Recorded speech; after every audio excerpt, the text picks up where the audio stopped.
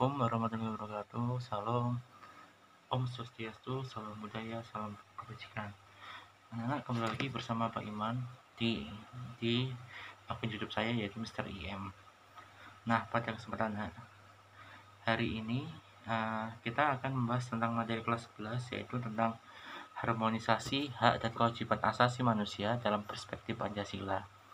Kemarin kita sudah membahas apa itu konsep hak dan kewajiban asasi manusia. Hak asasi manusia atau yang disingkat dengan HAM ini adalah merupakan hak dasar atau hak pokok yang dimiliki manusia sejak dalam kandungan ibu, yang mana hak ini merupakan anugerah dari Tuhan Yang Maha Esa.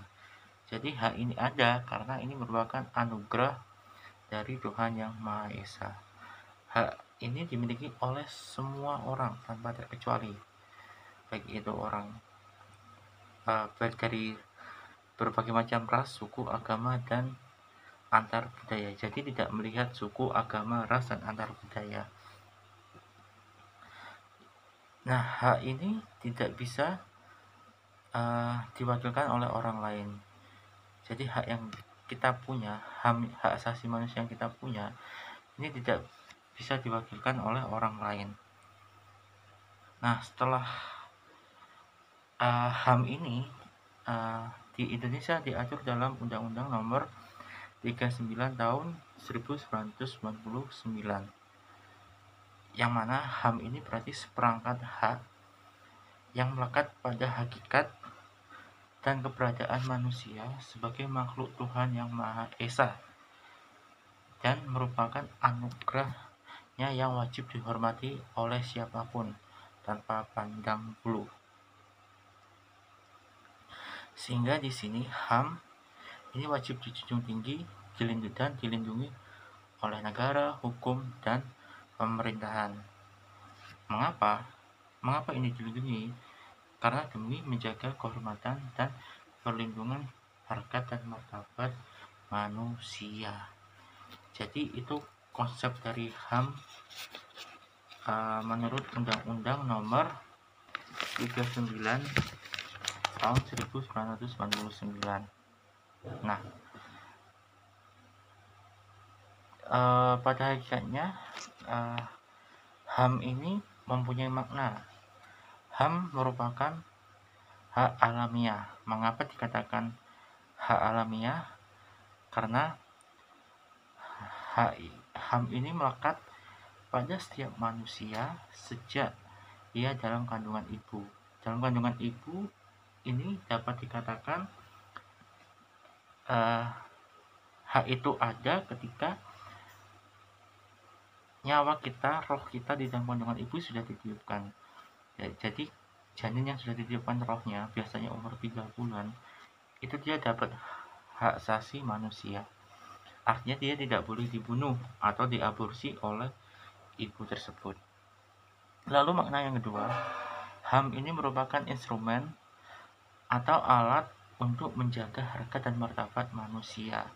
Jadi maksudnya ini, dengan adanya HAM ini, manusia punya kedudukan yang lebih tinggi daripada makhluk yang lainnya. Manusia punya kedudukan yang lebih tinggi dari hewan, tumbuhan, dan lain sebagainya. Jadi implikasinya kita tidak boleh semena-mena dan semena-mena kepada siapapun. Kita tidak boleh menindas siapapun. Itu maknanya. Lalu untuk ciri-ciri HAM, yang pertama itu ada bersifat hakiki. Maksudnya adalah HAM ini ada sejak di dalam kandungan ibu. Artinya hakiki ini mutlak. Jadi tidak ada manusia yang tidak punya HAM. Itu maksudnya hakiki mutlak. Yang kedua adalah sifat universal. Universal ini maksudnya adalah ciri yang universal ini maksudnya adalah HAM itu dimiliki oleh manusia tanpa memandang status sosial, suku, agama, ras, dan antar budaya. Tidak memandang itu semua dapat memiliki hak asasi manusia. Yang ketiga, ciri yang ketiga adalah tidak dapat dicabut. Maksudnya adalah orang lain tidak dapat mencabut hak asasi manusia yang dimiliki oleh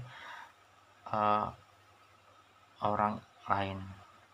Dan sebaliknya, kita juga tidak bisa memindahkan hak asasi manusia, hak asasi kita kepada orang lain. Contoh, ketika ibu kita mengandung, kita manusia, kita tidak boleh, ibu tersebut tidak boleh mengaborsinya, atau orang lain juga tidak boleh mengaborsinya. Ini maksudnya adalah ini merupakan contoh dari ciri HAM yang bersifat tidak dapat dicabut. Gitu. Lalu yang ciri yang terakhir adalah tidak dapat dibagi. Maksudnya adalah maksudnya di sini adalah HAM itu dimiliki oleh manusia dengan porsinya sendiri-sendiri. Contoh misal saya dikandung oleh seorang ibu bangsawan. Ketika saya lahir, saya mendapat warisan. Nah, warisan ini yang saya dapat tidak dapat saya bagi oleh orang lain. Itu hak saya. Saya dapat warisan karena saya dilahirkan oleh seorang ibu yang bangsawan. Ini contoh dari HAM bersifat tidak dapat dibagi. Nah, lalu HAM selain bersumber pada Undang-Undang Nomor 39 Tahun 1999, HAM juga terdapat pada kitab suci semua agama. Saya yakin semua agama juga pasti mengajarkan atau membahas tentang hak asasi manusia. Contoh di Islam, Kristen, Katolik, Hindu, Buddha, dan lain sebagainya. Yang mana pada intinya adalah manusia ini diciptakan Tuhan dengan hak dan kewajiban yang sama. Maksudnya ini kita dilarang memperlakukan sama manusia dengan senang-senang. Kita tidak boleh seperti itu. Lalu HAM ini berawal dari mana? HAM ini berawal dari, pertama adalah adanya kesadaran manusia terhadap harga diri, harkat dan martabat manusia. Jelas manusia ingin dihormati, manusia punya kedudukan yang lebih tinggi daripada makhluk ciptaan Tuhan yang lainnya. Itu yang melatar belakangi adanya HAM.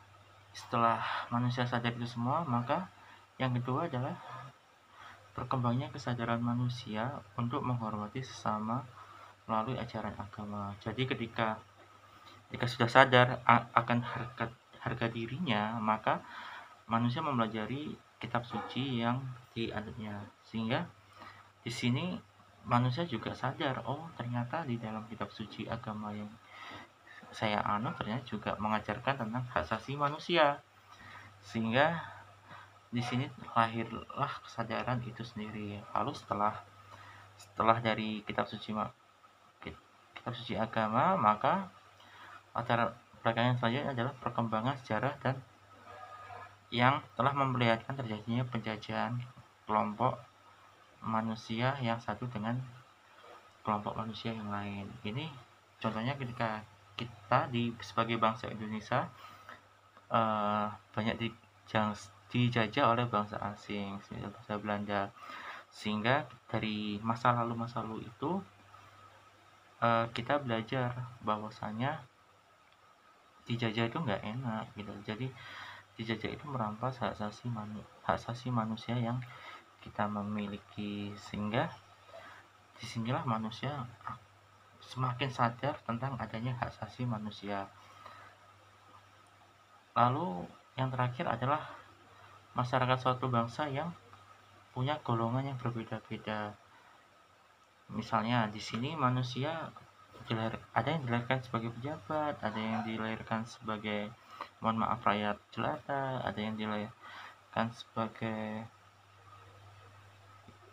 apalah, sehingga di sini manusia sadar akan jati dirinya yang mana mempunyai hak asasi manusia. Nah, sekarang setelah kita sudah membahas hak asasi manusia, kita akan bahas tentang kewajiban asasi manusia atau yang saya singkat dengan KAM.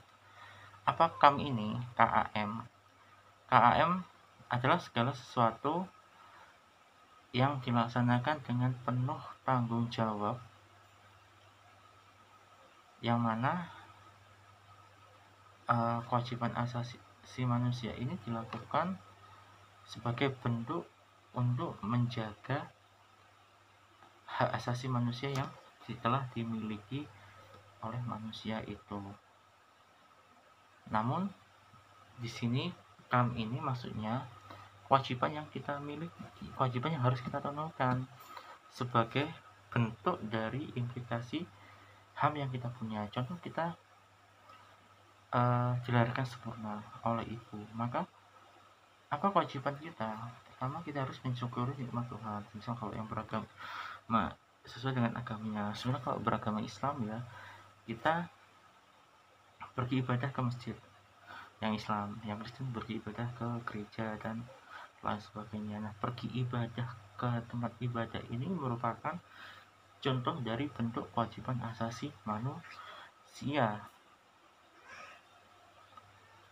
Mengapa ini kewajiban asasi manusia ini perlu? Karena yang pertama, manusia biar tidak lupa bahwasanya ketika dia sudah punya hak asasi manusia harus diseimbangkan dengan kewajiban asasi manusia. Lalu berdasarkan Undang-Undang Nomor 39 Tahun 1999 mengatakan bahwa kewajiban dasar manusia adalah kewajiban yang jika tidak dilaksanakan tidak memungkinkan terlaksananya dan tegaknya hak asasi manusia. Jadi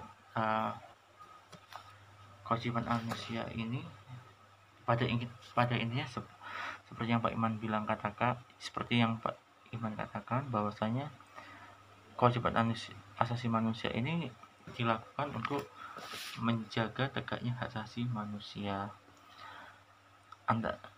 Nah, lalu hak dan kewajiban asasi manusia ini punya hubungan sebab akibat. Maksudnya, jika ada hak, maka ada kewajiban. Sama di dunia ini, ada hitam dan ada putih. Ada pria, ada wanita. Sama hak asasi manusia juga ada ketika ada hak asasi manusia juga ada kewajiban asasi manusia. Contohnya apa? Misal seorang karyawan mendapatkan gaji yang menjadi pekerjaannya, ya kan? Wah, senang dong kita karyawan dapat gaji. Itu merupakan contoh dari hak. Lalu kewajibannya apa? Kewajibannya adalah melaksanakan tugasnya sesuai dengan tupoksinya, tugas pokok dan fungsinya. Nah, ini harus balance antara hak dan kewajiban. Sama ketika kita sudah diberi nikmat Tuhan, misal kita diberi udara untuk bernafas, maka apa yang kita lakukan? Apa kewajiban yang kita lakukan? Kita harus menjaga udara ini biar tidak kotor. Kita tidak boleh memainkan knalpot sehingga membuat polusi dan membuat bising orang lain. Ini contoh dari kewajiban asasi manusia. Baik, begitu anak-anak yang bisa saya sampaikan untuk materi hari ini. Jangan lupa untuk tetap mentaati protokol kesehatan dimanapun kalian berada. Saya Pak Iman Permasamadi. Sekian. Jika ada ditanyakan bisa diketik di kolom komentar. Terima kasih. Wassalamualaikum warahmatullahi wabarakatuh. Salam Om Santi Santi Om. Salam budaya. Salam kebajikan. Terima kasih.